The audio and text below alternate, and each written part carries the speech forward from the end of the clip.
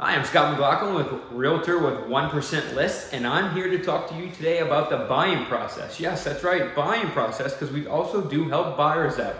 So it's a very important topic because you also can't assume that every client you work with is a veteran buyer.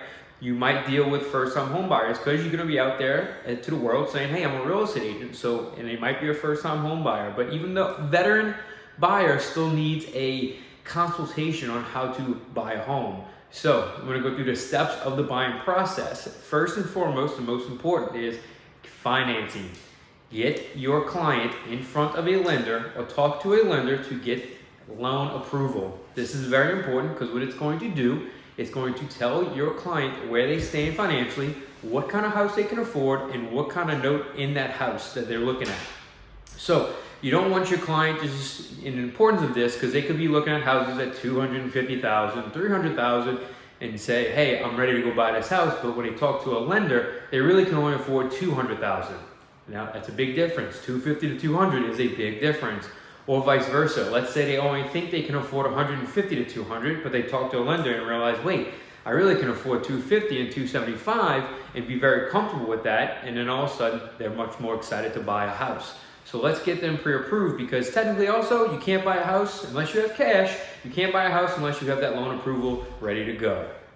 Number two, once you find that buyer who now is getting pre-approved by hopefully a preferred lender, you want to sit down with them and do a buyer consultation or over the phone, whatever works for you. But the reason of this is you want to start building a rapport with your client so you can make that buying process as easy as possible. Because let me tell you, you do not want that buyer just to call you and say, hey, let's go see 5 homes today. And there's no rhyme or reason to any of the homes you're looking at. You got to know what they want, what they like, and how fast they want it. And that's the importance of the buyer consultation. And also in that buyer consultation, you get to dictate and tell them what the expectations are in buying a house. So once again, it's only going to take 3 to 4 homes to look at, so you can seal this buyer up. And that's talking about what kind of homes they like, what kind of homes they're looking for, what's important to them, what's their wants and needs, and then going through the buying process too, what to expect once you do later on get on the contract. So once that buyer consultation is up and then you build that rapport with them, they're ready for you to be that agent for them.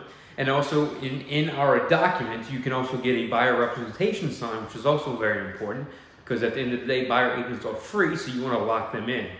So we are going to get into searching for homes after the buyer consultation.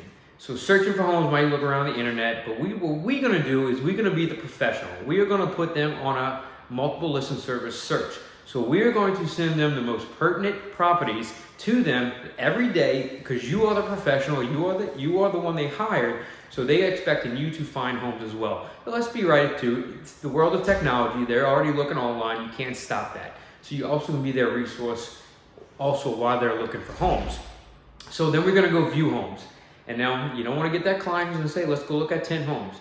I like to keep to a minimum 4 or 5 if we're going to do it. And I still think that's too much. But the reason is once you get past 5 homes, and you get to that 6th home, they don't remember what the first home they looked at. So you want to make sure you keep it in very short and concise, so we're looking at the most important properties.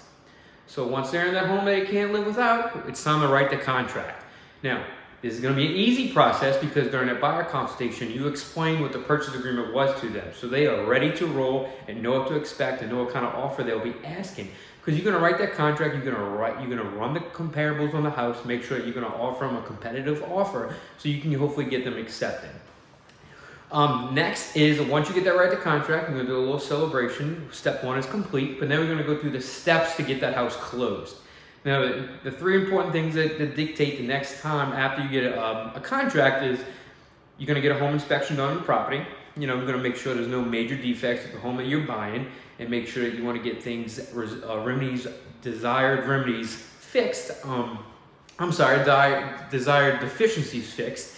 So you want to exercise to provide you an allowance, or they want to fix some things for you so you're comfortable with moving forward. And then you order the appraisal to make sure the home appraised for the house, for the contract that you have on it, so your lender's giving you the right of proper money.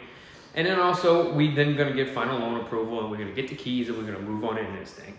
So it's a very quick, decisive way to the buying process, but it's very important to have all these conversations with your client up front so we can make this as easy as possible. I'm Scott McLaughlin, and this is 1% List.